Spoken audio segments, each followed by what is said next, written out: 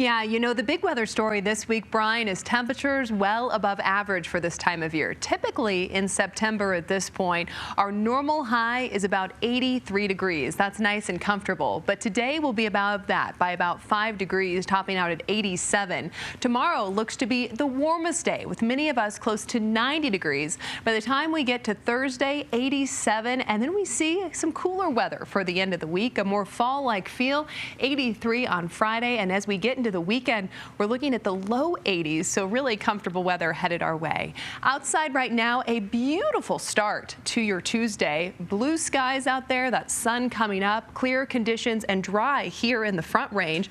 And you can see that here on our satellite and radar. A few lingering showers out across the northwest portion of the state. Those will quickly come to an end, and cloud cover will increase as we go into the afternoon hours here in the Denver metro area. But right now we're sitting in the 60s both downtown and at the airport with just a light breeze, so a beautiful start to your Tuesday. Your out the door forecast today, a very similar feel and look to yesterday. We'll be in the mid 80s by this afternoon, dropping to the low 80s by 6 o'clock tonight with a few isolated showers and storms out there.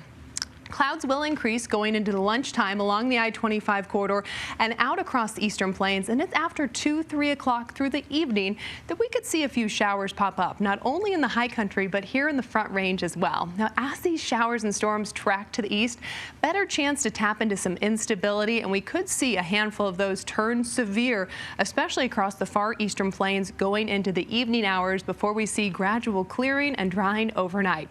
So here's a look at that severe weather concentrated to the far eastern plains, where we could see some damaging hail as well as some strong wind gusts with some of those storms. Temperatures today will be in the low 90s across southeast Colorado, 70s in the high country with 80s out to the west. Here in the city, topping out at 88 degrees, warm and mostly dry for the most part, with just a few isolated storms on tap.